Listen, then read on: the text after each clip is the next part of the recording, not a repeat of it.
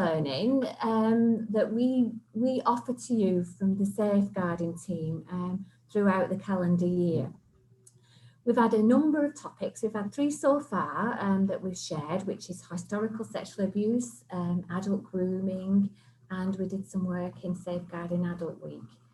So there's national days and events that we tag our lunch and learns to, and up and coming is a national day for FGM awareness. I'll talk a little bit about that later.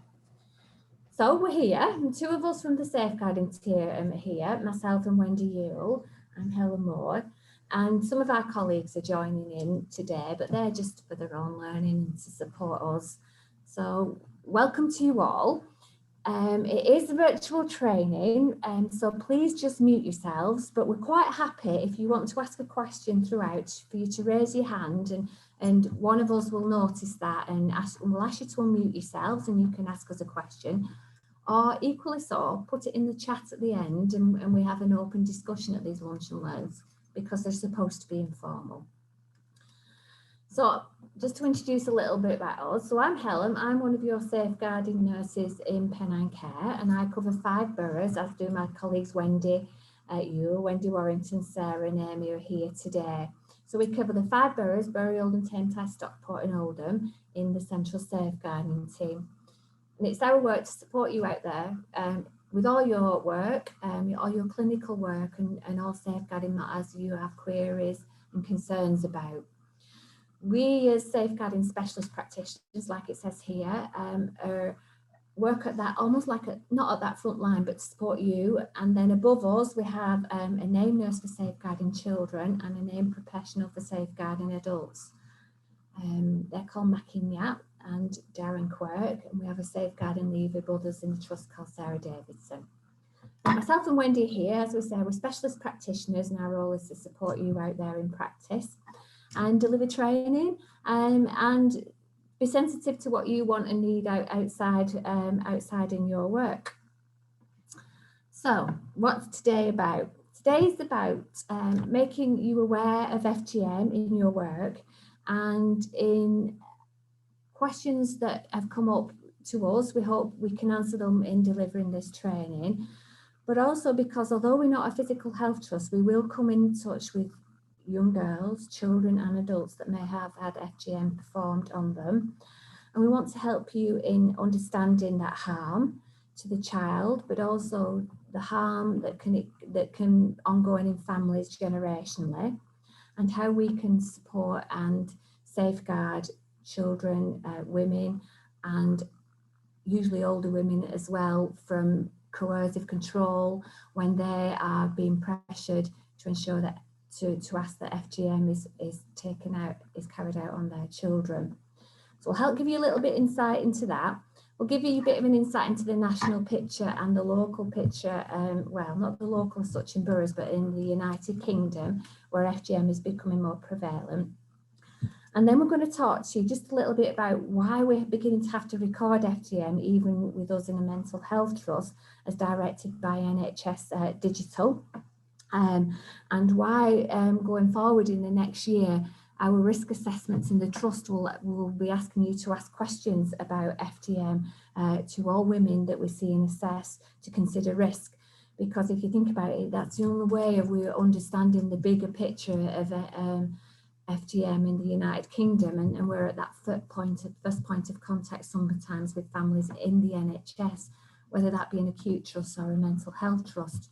And that's why we're having to look about incorporating that in our risk assessments going forward. Right at the end, we'll share some references with you. We share our details in the safeguarding team, and the references are some interesting articles from the media for third sector organisations that support FGM work, but also the law that supports the training and offer and why we have to do what we're doing currently in 2021. Okay, so a little bit about why we're here today. Move the slide, hopefully, if it will move. Yep. So it is on Saturday, the 6th of February, International Day of Zero Tolerance for FGM. So yeah, I don't work on a Saturday, sadly. I'm sorry, I know some of you do. So we thought the middle of the week would be a good time to launch this training. And as I say, we link it to our calendar of events. So the United Nations Assembly designated the 6th of February of International Day of Zero Tolerance. And that's basically to amplify and promote elimination of the practice.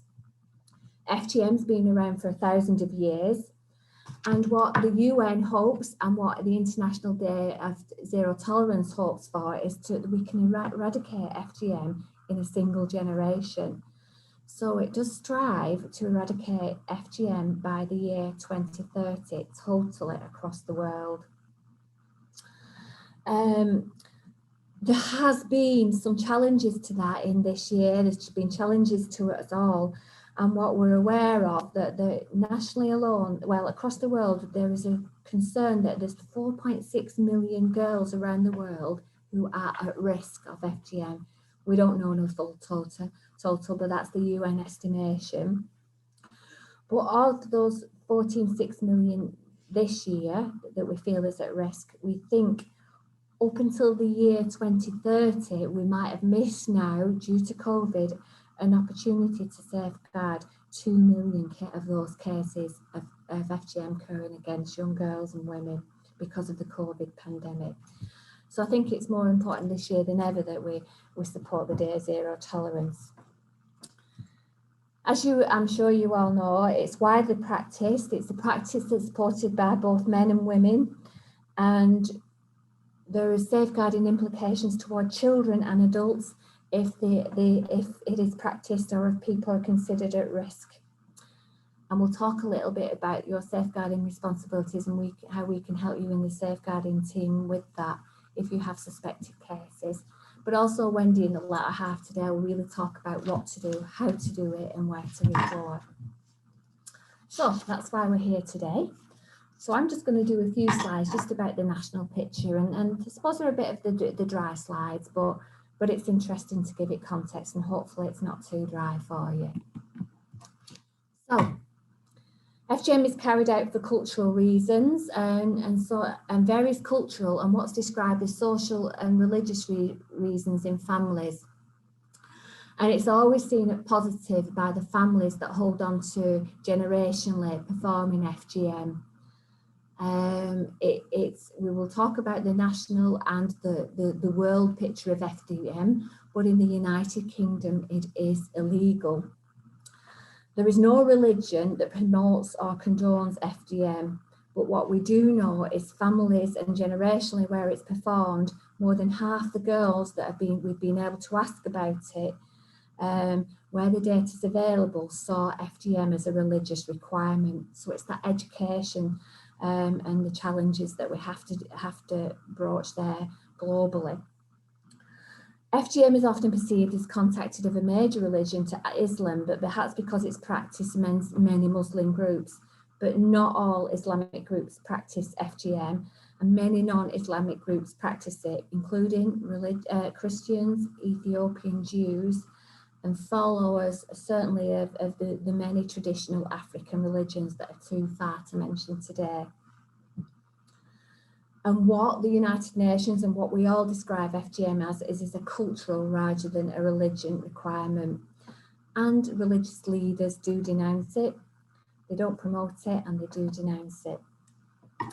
In the United Kingdom, as I say, it's illegal, and you face prosecution, and we can enforce the law and certainly use of FGM protection orders to protect children at risk of FGM that we become aware of, but also adults that may be more vulnerable.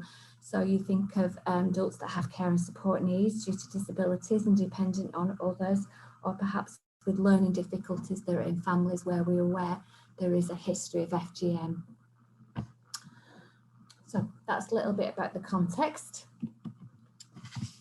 This is a little bit about the types.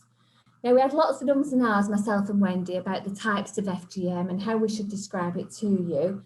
And because we're not a physical health organisation, we did feel we needed to touch on it, but sometimes pictures are more implicit and easier to understand than descriptors. But we have got descriptors of each of the three. Well, actually, there's 4 types of FGM in the notes that we're going to send you after this if you want the PowerPoint notes. And I think it's interesting, it is important to understand them because the severity has a physical impact, and we know that parity of mental health with physical health, there's a psychological impact wherever there is a physical health concern.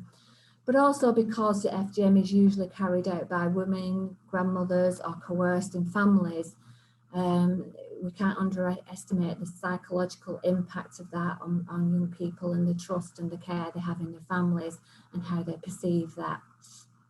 So we've got the types, and I'm sorry about the little girl picture here, and I don't know whether I like that or not here, but it was the simplest picture that I could help use to explain the 3 types. So we have a normal vagina, and clitoris there, and then we have type 1 here, which is we have partial or total removal of the clitoris, and sometimes the prepuces, which is the fold of skin around the clitoris there. We have type 2, which is partial or removal of the clitoris and the labia minora, but sometimes also with or without excision of the labia majora. So there's 2 degrees in type 2. Part 3 it gets even more horrendous. We have types of infibulation, which is the narrowing and the closing of the vaginal seal. And this is formed by cutting and repositioning the inner and sometimes outer labia with or without the removal of the clitoris. What also happens on type 3 is that often girls' legs are bound together to immobilize them for 10 to 14 days, because this is to help form scar tissue and for the heat, the scar to close and occlude and take place and occlude the opening without any friction. We've not listed it here, but there is a type 4. And type 4 FGM, and it is on the notes of the PowerPoint, you'll get them after, is any other harmful procedure to the female genitalia for non-medical purposes. So this can be considered as pricking, piercing, incising, cauterization, pulling and stretching of the labia and clitoris. We know that adults can consent to body modification, and women do consent to that. But what we have to be vigilant of, that is considered female genital mutilation if it occurs to a child. Adults are consenting and they do that for all kinds of reasons, so long as they have capacity and they're not a vulnerable adult and we think it's taken place. If it happens to children, there's no reason why it should have happened, and therefore it's considered under the heading of FGM and that 4th type of FGM, and it's a safeguarding concern in its own right. Okay, so who carries out? Right, and when? I did say it was carried out often by older women in the community, but it is also carried out by male and females. So yes, girls between infancy the age of the 14 are most vulnerable before puberty starts. And we've just listed a number of names that is described. You may have heard of it being described as, I think I've seen Kitan and Megra described in the Rochdale borough. So and Sooner in Oldham. So different boroughs, depending on the population, the migrant population, you may have come across different words as it's described, but it's all FGM. FGM is carried with a special knives or scissors, scalpels, a glass or a razor. It's often done without anaesthetic or antiseptics, if you can think the majority of it's taken in 3rd world countries. And when they're not used, unless sometimes it's carried out by medical practitioners. In some countries, it is carried out by traditional health practitioners or medical practitioners. The health practitioners might be male, they're sometimes described as barbers and members of secret societies. Herbalists are sometimes a female relative or birth attendant in some communities. But in some, when it's medicalised, this is referred to, we call it medicalisation of FGM. We estimate that 1 in 5 girls subject to FGM were cut by a trained healthcare provider in some countries.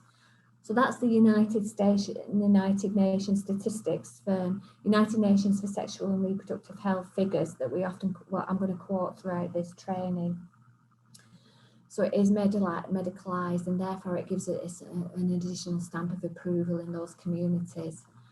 I just googled FGM implements to try and find a picture for these slides, and it's horrendous, the implements that are used, and you see it on the internet. It's horrible, and often customised implements that are used. Okay. Now we've included. Now I say, we did a slide here on breast flattening because this is something, and I don't know if any of you heard about it, but it's a new agenda in the FGM, under the FGM title, and it's something that we're beginning to perhaps notice and be frequently asked more questions about, although it's not as often evident and we don't see it as much.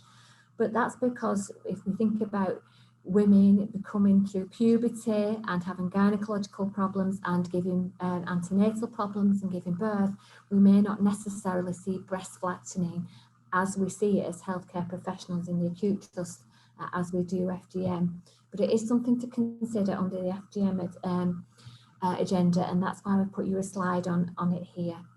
So the details of breast flattening there, it's a process which is seen to delay the onset of puberty, to make teenage girls look less womanly, to keep them away from young men, and avoid pregnancy and rape, enable a girl to continue her education, and it's seen as a safeguard really in some communities.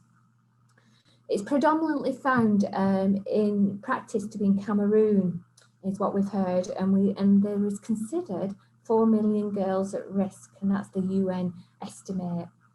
It's carried out by a number of handmade implements, homemade devised implements such as wooden pestles, leaves, shells of coconuts, spatulas, ladles, and heated hammers and irons. And also at the end, girls' breasts are bandaged and flattened as well. So it's just something to be aware of and try and understand. And it has the same psychological implications for young women as they grow, as their physical health becomes detriment, because obviously then we can get abscesses, cysts, infections, discharge of milk, dysymmetry of the breast, which can lead to disfiguration, psychological impact, and mutilation. So it's just something to consider and perhaps have a read around if you're interested in it. And I think in your boroughs, think about that if you've got any migrant communities from the Cameroon. I'm not sure which boroughs in our template have that. Case I had in Oldham. Can you hear Wendy, everyone? Other people can hear me. Case I supported a practitioner within a previous safeguarding code.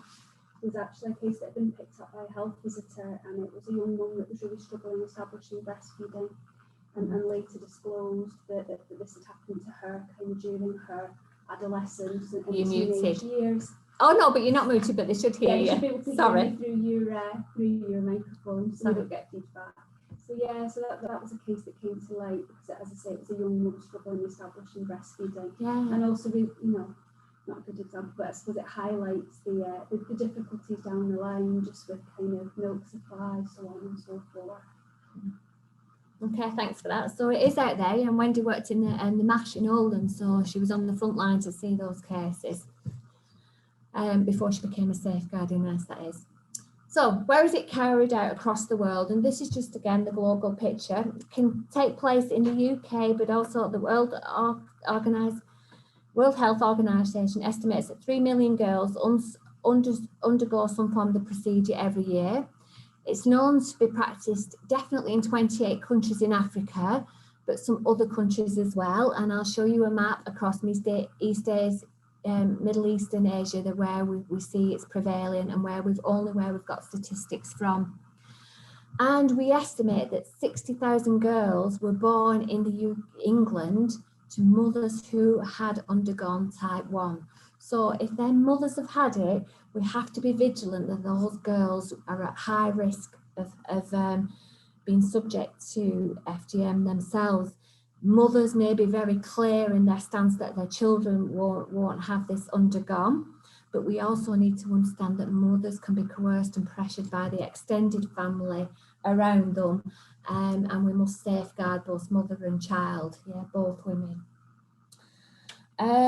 We do think in the United Kingdom, and this is why we were going to have to start recording these figures in mental health service as well, and the NHS Digital does record.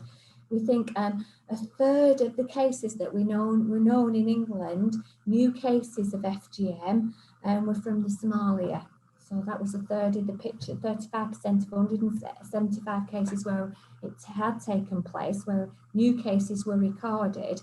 Not necessarily in the UK, families might have gone out to home and come back into the UK, but they had it newly diagnosed. They were 35% of those were from Somalia. And we had, and out of those new cases that NHS Digital records, 112 cases involved of women and girls who were born in the UK. So those girls have been taken out of the UK and had FGM performed and returned to the UK.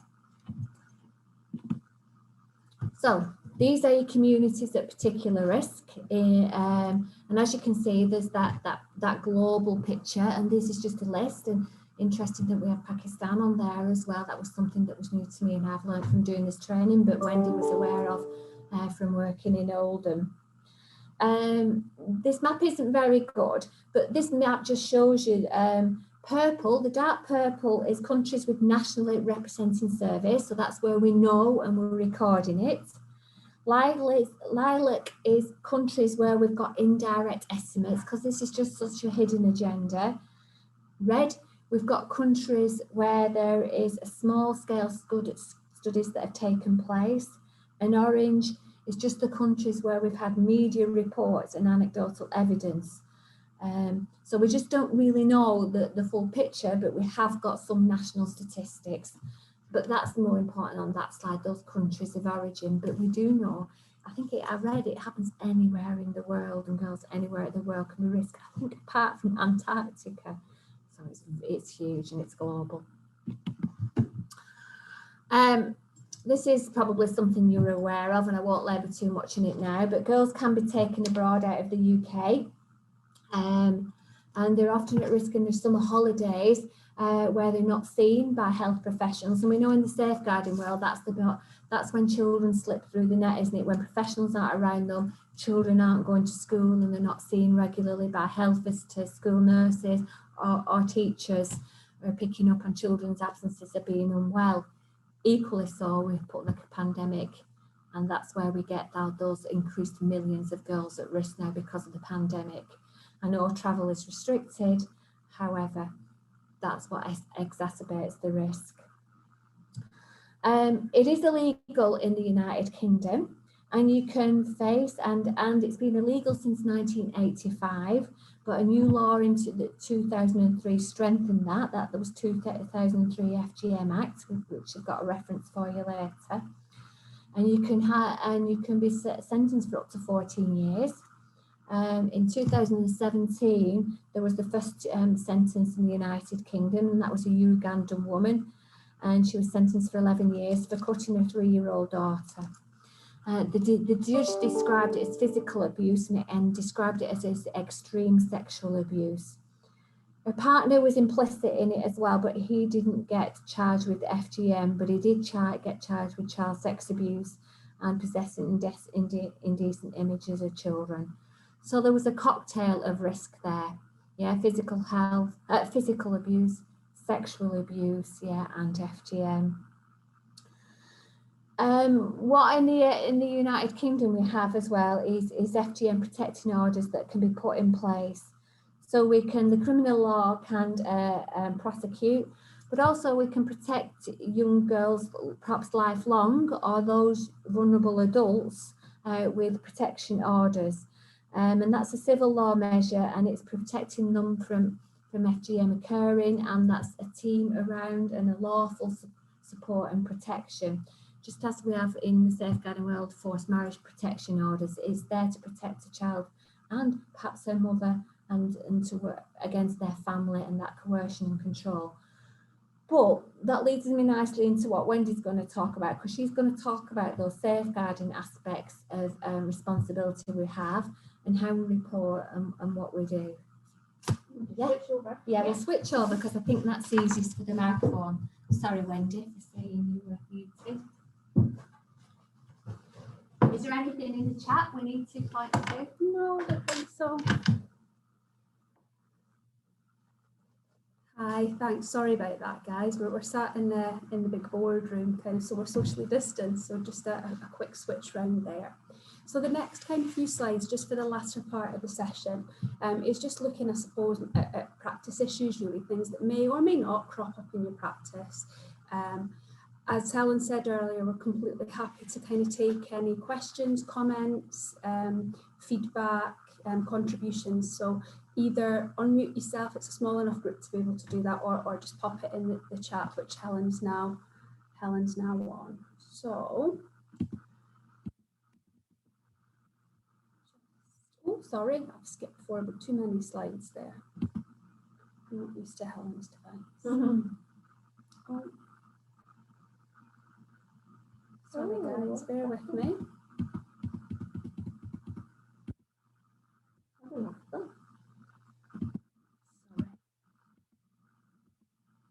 I have lost them. Sorry, 1 minute. Socially distant. Where have they gone, everyone? Helen, Yeah. just try zooming it out, just one zoom, because I think it does it. Yeah, just that plus sign there. There. No, it's gone, hasn't it? Yeah, sorry. Let's do a new share.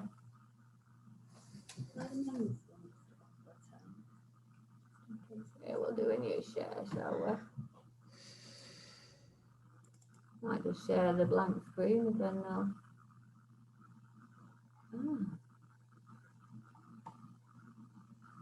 Where's it gone? No. How bizarre, everyone. I just need to stop sharing and share again then.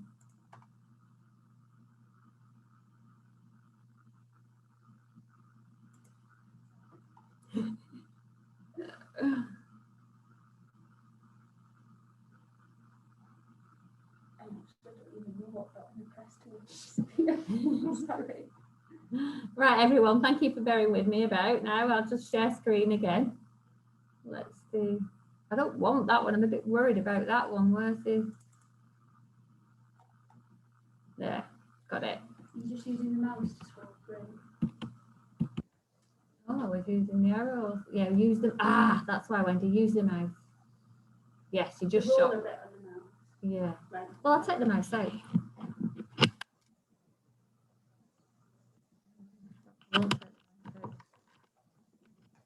My computer's used to function with the mouse.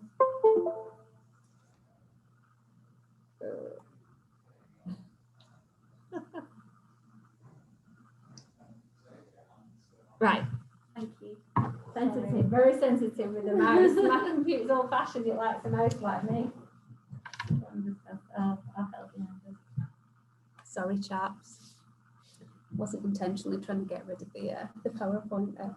Okay, so yeah, as I was saying, the next kind of the last section of the session is just kind of looking at practice issues. So as Helen said, obviously FGM is classed as child abuse, and we can see how the risks and impacts of that pretty much would encompass all of the 4 categories. So again, if you think of the categories being sexual abuse, physical abuse, emotional, and neglect, you can see how aspects and elements of it could kind of pretty much come under all of those categories, obviously some more so than others.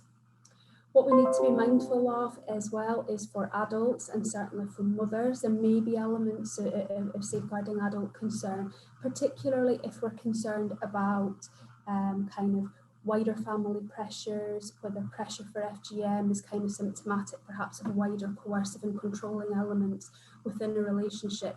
either with partner or dad of the child, but equally as much from that kind of wider family and community. So we sometimes see that the kind of FGM and how we manage and support that within families sometimes goes hand in hand with risk of honour-based violence and other kind of features of domestic abuse, particularly, as I say, that coercive and controlling behaviour.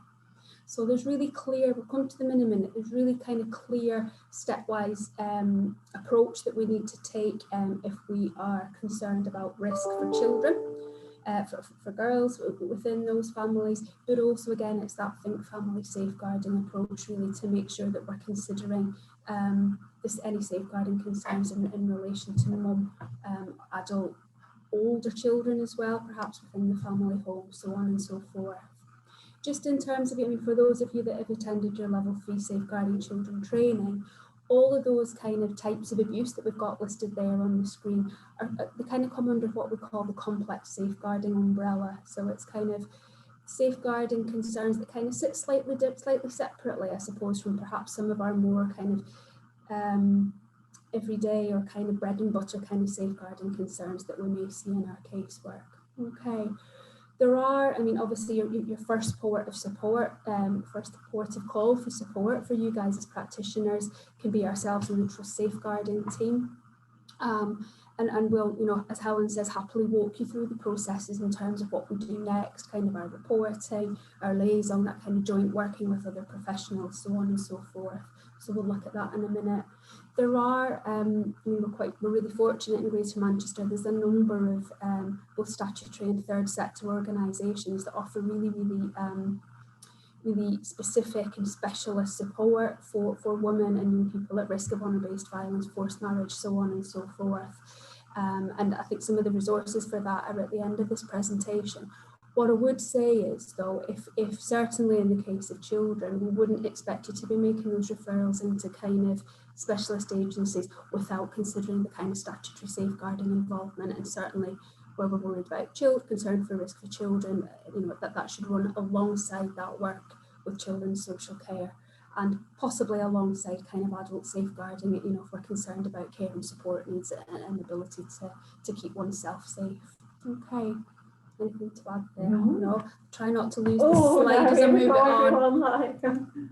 I'm nervous now moving it. Oh, right. Okay. I've moved it on too far, haven't I? No? Is that the next one? Yeah. Yeah. Okay. So just in terms of the health implications, and Helen's kind of just described it really quite thoroughly earlier, so I won't labour this point kind of too much really. But you can just see on the slide in front of you that the bullet points that are in black ink are kind of the more sort of physical health concerns that may affect a woman or girl that's had FGM performed. And then those in red are kind of perhaps the more emotional, psychological features, impacts that we may see. And we've kind of put them in red so they stand out for us as mental health practitioners. I suppose the ones in black, certainly in terms of sort of antenatal care, physical health care, we are, due to the nature of our work, are probably less likely to come across in our work in pen care, but obviously we need to be mindful of them as well. So in terms of kind of the short-term risks and health implications, we've obviously got, as Helen said, generally anaesthesia isn't used. Generally, it's really primitive-looking implements. We probably shouldn't have had this over lunchtime, to be honest, because it's likely to put anybody off the food for the rest of the day. So, you know, the most common, obviously, short-term consequences: severe pain, risk of hemorrhage, and indeed death. Wound infections, including tetanus, risk of bloodborne viruses, including HIV, hepatitis B and C. Again, that'll be no kind of great surprise there. And then kind of some kind of urinary kind of features in terms of potential damage to the urethra, bladder, you know, kind of UTI type concerns really. And also kind of injuries secondary to the direct procedure, such as fracture or dislocation if a girl or young woman has had to be restrained during the procedure, which, just as I'm saying, it's completely barbaric. Yeah. Short term as well, just in terms of that kind of emotional impact, There's been papers written about that kind of psychological shock and kind of how a child or young person kind of reconciles what they've just been put through in terms of extreme trauma, in terms of something that's been kind of arranged and organised by parents, family members, so on and so forth, and about there being a real disconnect there really. More long term, what we're seeing from research and presentations and kind of work that's gone on with services that kind of obviously carry on long-term bodies of work in this specialist area is that there's a real link with chronic vaginal and pelvic infections, difficulties in menstruating, difficulties in managing menstruation as well, and a whole load of like kind of bladder and sometimes kidney problems due to kind of chronic UTIs, recurring UTIs, sometimes an inability to completely void the bladder fully, kind of resulting in kind of ongoing kidney infections, so on and so forth. There has been some cases where there's been damage to the reproductive system and obviously impacting on a lady's fertility moving forwards. And perhaps, not wanting to put her on the spot, but one of our colleagues in the safeguarding team is also a midwife by background, which is really helpful for us. Again, kind of many cases where there's been complications in pregnancy and delay in the second stage of childbirth. Particularly but not exclusively when a woman has been subjected to type 3, so infibulation, kind of real difficulties there in terms of childbirth. So Wendy Warrington, feel free to add anything there if you'd like to, that'd be really helpful. And then longer term, kind of in terms of the psychological impact, you know, we're seeing kind of from women's experiences a real kind of link with kind of emotional well-being, impacting on women's mental health, but also kind of some psychosexual difficulties as well as they move into adulthood and relationships, perhaps marriages of their own, so on and so forth, including some real kind of trauma themes in terms of almost PTSD kind of type memories and flashbacks, relating to the procedure, but also relating to kind of difficulties if it's been really sort of traumatic delivery, but when they've been through childbirth, so on and so forth. Anything anyone wants to ask or add there? I'm aware I mentioned a colleague there, but she's also covering duty today, so it may be that she's had to leave us because it's been a busy few days. Okay, we'll move on. She says tentatively. Okay, so I think when we advertised this session, we attached, or I hope comms attached it, certainly we attached it from our end, the NHS England briefing on FGM, which is a really, really simple read, really. So I would refer to that, and if you have safeguarding resource folders, either kind of within your G drive or within your team, do make sure that's in there. But there's also the Department of Health and NHS England flowchart, which you'll probably struggle to see on the screen because we had the slides quite small. But it's about kind of the mandatory reporting duty, really. And you'll see it kind of takes you down two paths, really, in terms of kind of high risk cases where you might be concerned about immediate or likely risk for children, whether that be kind of girls within the family currently or unborn children, but also cases where FGM, we've become aware that FGM has been, a woman we're working with perhaps been subjected to it previously, but there's no kind of current concerns about risks for children. So just to talk you through it, and we'll come to it more on the other slides. As we're aware, obviously FGM is illegal in the UK. Equally as much it's illegal for a child to be taken from the UK to have FGM performed elsewhere. There's also an offence of failing to protect a girl from the risk of FGM, which would quite clearly include parents within the family. And as Helen mentioned before, we have had cases where an FGM protection order has been sought, kind of in conjunction with local authority, legal teams, so on and so forth.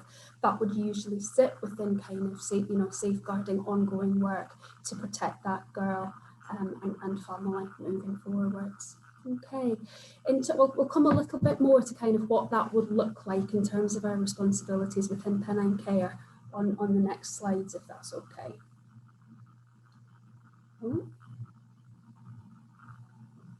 What did it do? I've done it again, sorry.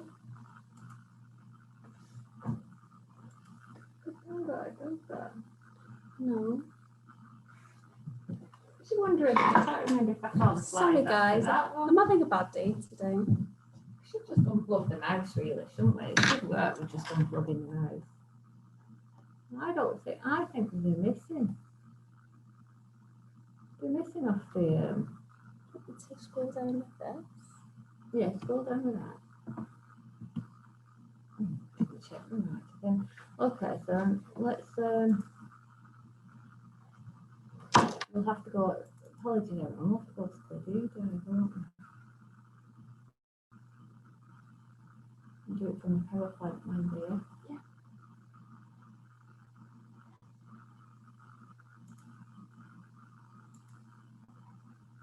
Which is the PowerPoint, not The middle one.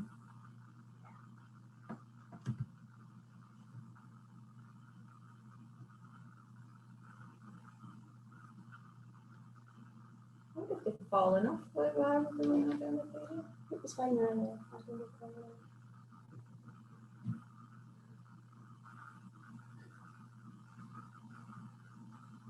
Diving up.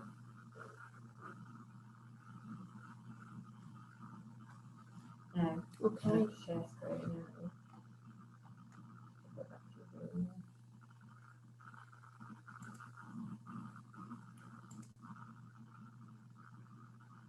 Okay.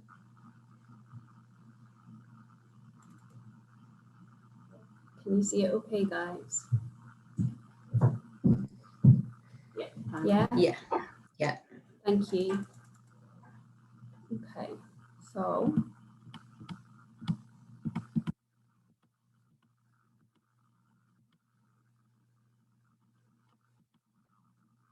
Okie doke. So what to do? So practice concerns really. So we have within our trust policies, the FGM information is contained within our safeguarding families policy. Obviously there's overarching flowchart that we looked at in the previous slide that kind of covers across the whole of the NHS in England. So in terms of our work, if we recognise that the FGM has occurred or if it's a risk factor, we need to be kind of asking those questions really, and we'll come on to kind of how you could perhaps consider how you could work that into your dialogue with women or girls that you're working with. We'll come to that in a minute. We need to be making sure that we're responding to the immediate safety of the child and woman, and often that's going to be kind of some fairly hasty discussions and decision making in terms of onward referrals that are needed. If we are worried about a child or an unborn child, that automatically ought to be a referral into children's social care, which I know from kind of previous practice and my previous safeguarding role was within MASH, as Helen says, it's a multi-agency safeguarding hub in Oldham, and that can feel a really kind of difficult and sometimes punitive decision to be kind of discussing with the mum that you're referring into children's social care, because people sometimes have quite negative kind of connotations of that really, but it's about making sure that that mum and family have the support in place in terms of their decision making about what isn't going to happen or what isn't a risk for children within their family really. So it's about making sure that that family are A, aware of the legal position within the UK, and B, feel able to make decisions that don't place their daughters at risk. Okay. In terms of the mandatory reporting, there's also kind of statutory obligation to report it to the police if if the concerns are regarding a girl under the age of 18, is at risk of having FGM, or that we become aware that a child has had FGM performed, okay, and that's kind of really clear guidance. And again, just in terms of your record keeping alongside any safeguarding concern, we need to be really, really ensuring that our record keeping is spot on, both within your patient's records, but also really important that you complete a Trust Ulysses incident report, because that's kind of how it pulls through for us in terms of our evidence as a trust that we're compliant with the mandatory safeguarding duty. Okay, does that make sense? Is there anything you want to add with that? No, because I'm sorry it's a bit unclear on the slide, but the Department of Health and those streams will help you and tell you, because I noticed some of you taking notes when to report to the police and why you have to, alongside referring to children's social care. So, but it is in the link. Sorry, that's what I tried to say. It's in the link. Thank you. Yeah, we have that flow chart in a link at the end of the. It was difficult to make it into a slide that was big enough for you to be able to meaningfully see it. Okay.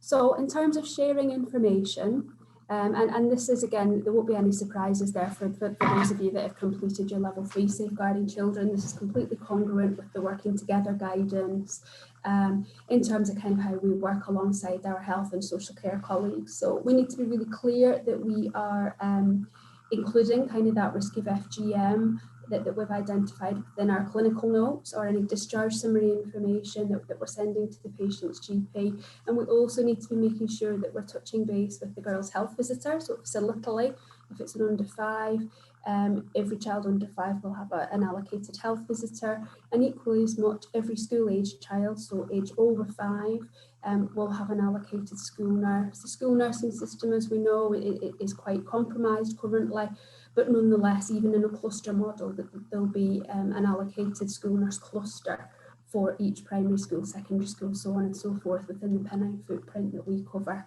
Okay. In terms of making sure that that information doesn't get lost, and this is kind of part of kind of the overarching NHS guidance, there is an FGM risk indicator system that once we become aware of actual or potential risk for women and children, that is it's flagged up on the, you know, when we search a case on the spine, I'm not sure what kind of access rights practitioners have to kind of looking up a case on the spine, but when you look at somebody's summary care record through the spine, if FGM has been flagged as a concern, there's an alert on there. So that kind of, that's where we make sure that that thread, if you like, that FGM potential risk thread doesn't get lost nationally. So if the family do move around the country, that information follows them to whatever CCG area they end up living in. Okay.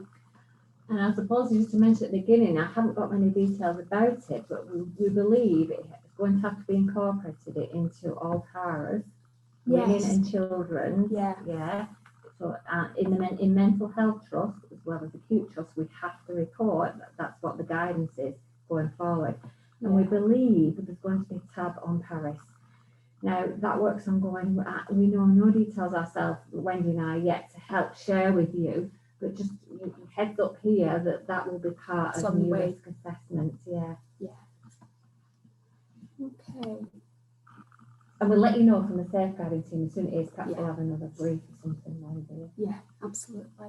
So just in terms of, I mean, I'm aware to a lot of you on the call today, this may be a really new concept and one that kind of certainly kind of can feel quite daunting about how you might weave it into your conversations with women that we're working with.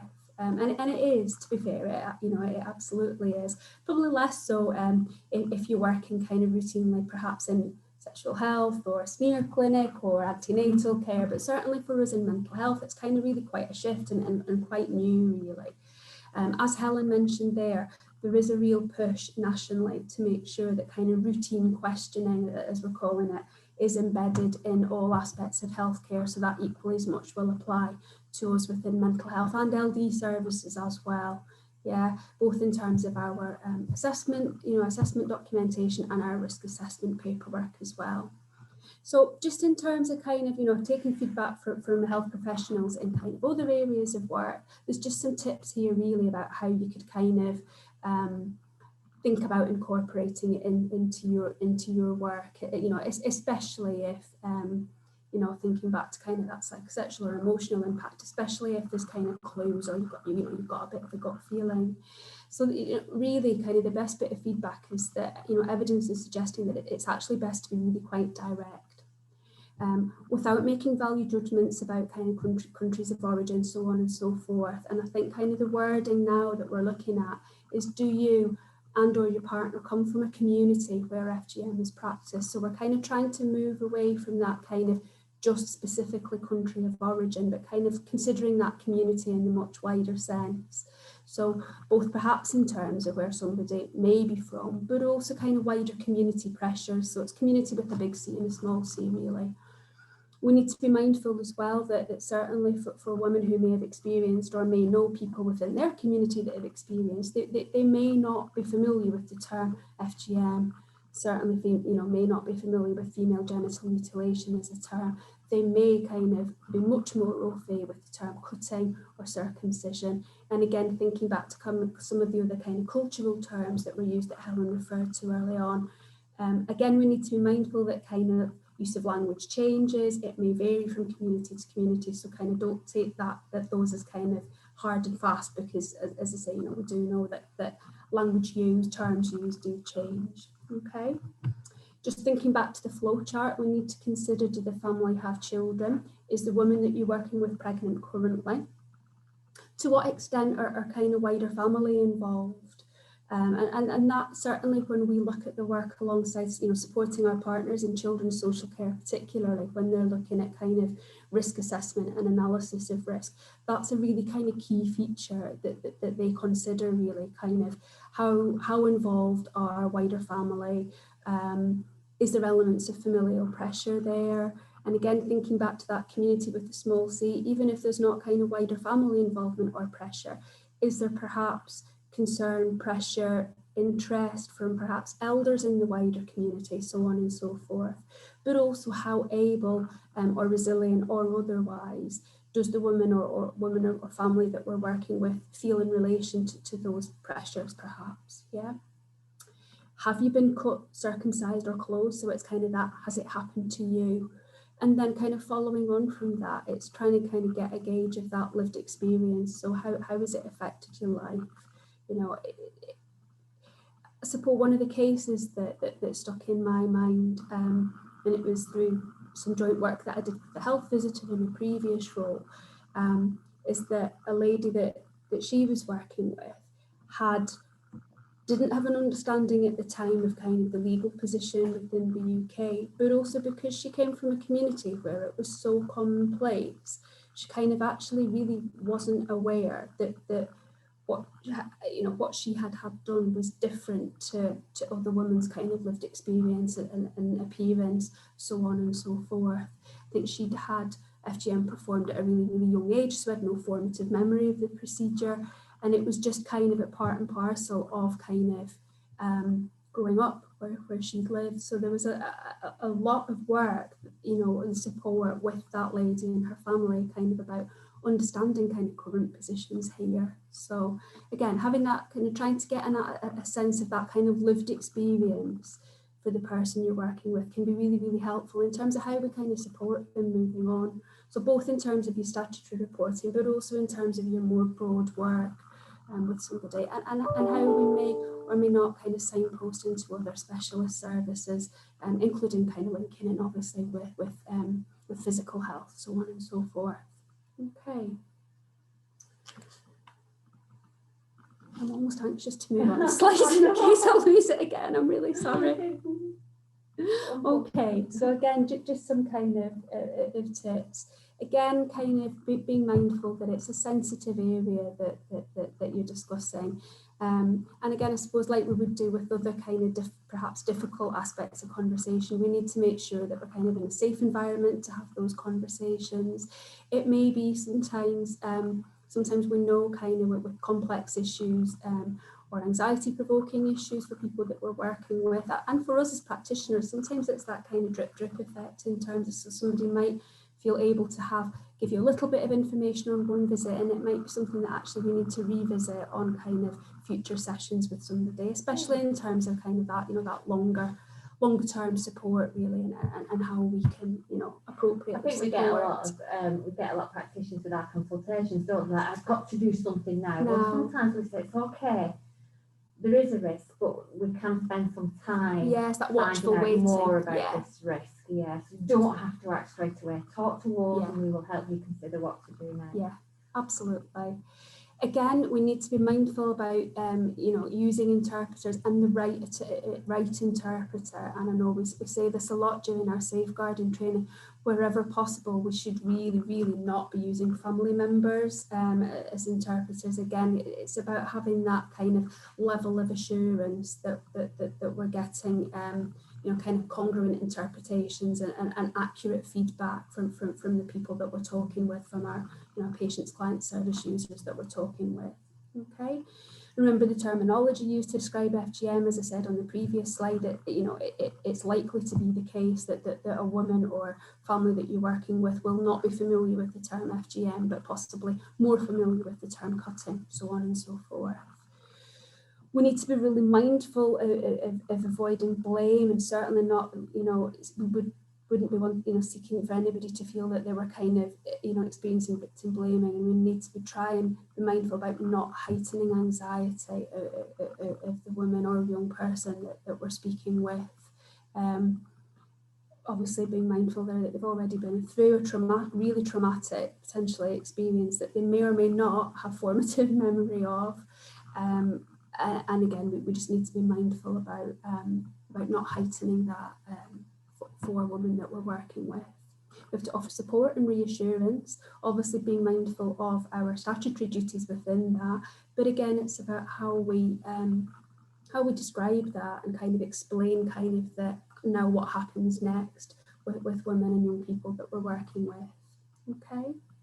And again, as we've said before, we need to be really mindful about kind of missing it, really. It is difficult conversations to have. It's difficult for the women that we're working with, and it's possibly equally as difficult in different ways for us as practitioners, but we need to be really mindful of the prevalence, the likely underreporting, and not least of all, the significant risks for families and children of people that we're working with.